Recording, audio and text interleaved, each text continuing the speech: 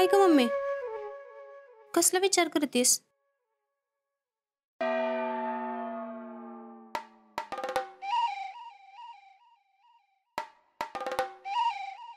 अगं आता पुढं काय करायचं त्याचा विचार करते.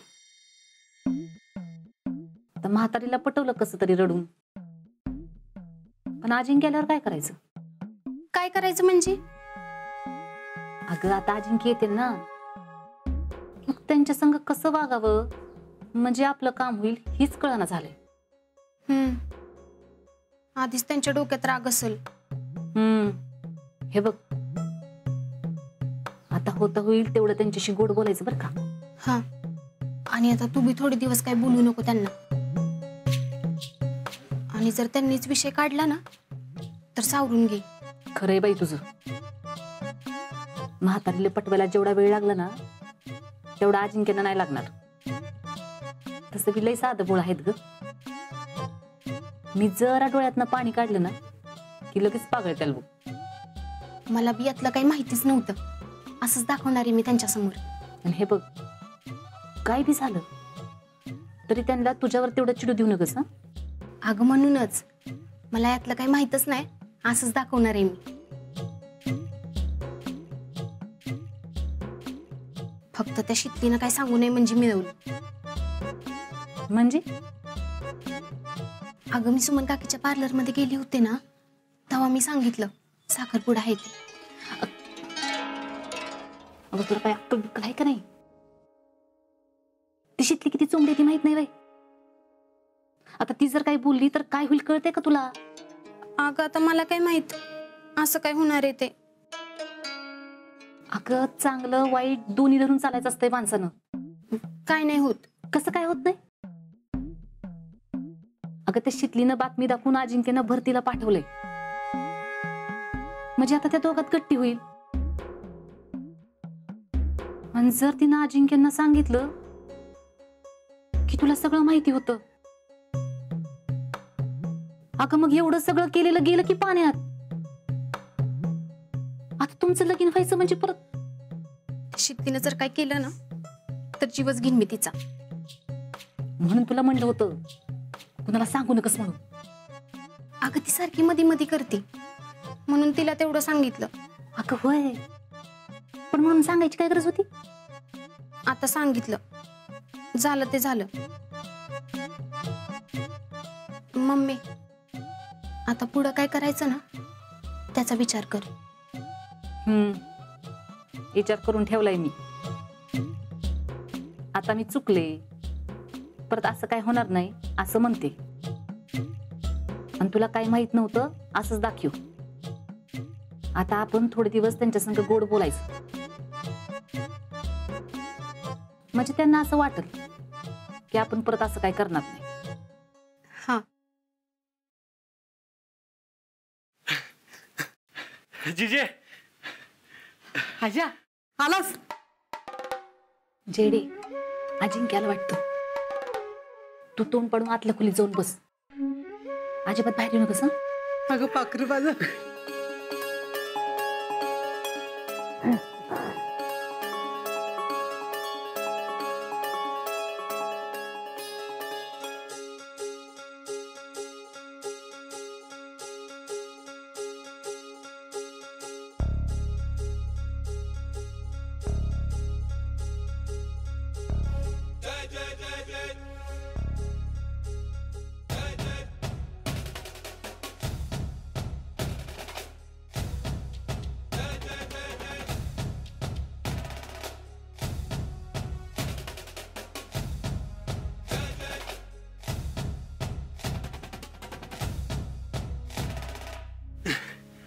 आजा सगळं व्यवस्थित आणि नीट करून आलास ना?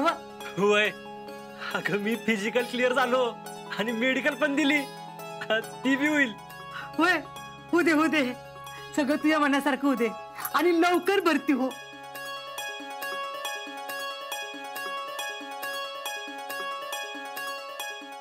आणि होय ग, आणि तू जेवली का नव्हतीस? अरे तू नाही तर मला अनगोड लागेल का इथं? परत असं केलं ना तर बघच मग. नाही परत नाही. आलो मी आवरून. आजा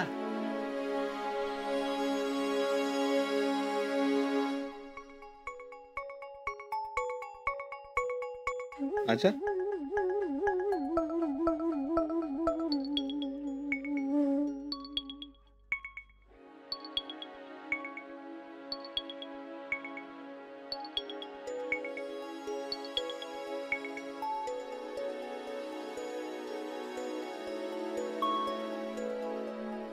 आजा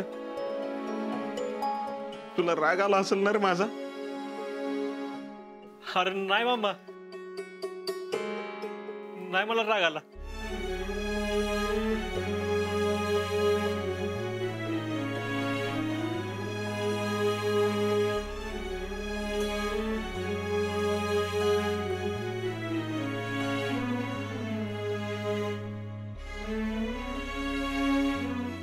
माझं चुकलं, मला माफ कर.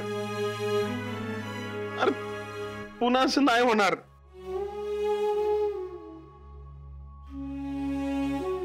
हे बघ, डोळे पुस आधी.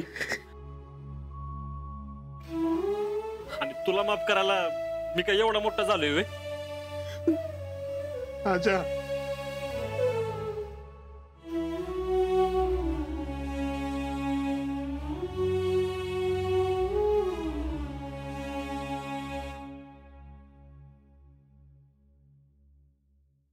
अजिंक्य, खर तर माझ्यामुळे झालंय सगळं. अजिंक्य माफ करा मला. अहो मामी, काय करताय तुम्ही? उठा. नाही, माफ केल्याशिवाय उठणार नाही मी. अहो नाही मामी. अहो तुमच्याबद्दल माझ्या मनात काहीच राग नाही. तुम्ही काय काळजी करू नका. मी नाही चिडलो कोणावर. आणि तुमच्या कोणाबद्दल माझ्या मनात काय नाही. आणि तुम्ही बी ठेवू नका. लई मोठ्या मनाचा आहेत अजिंक्य तुम्ही. आता सगळं तुमच्या मनासारखं होईल बघा. तुम्ही आर्मीत भरती व्हावं ना, म्हणून मी देवाला नवस बी बोलले. आता तुमचं काम नक्की होईल बघा. हा, आलोच.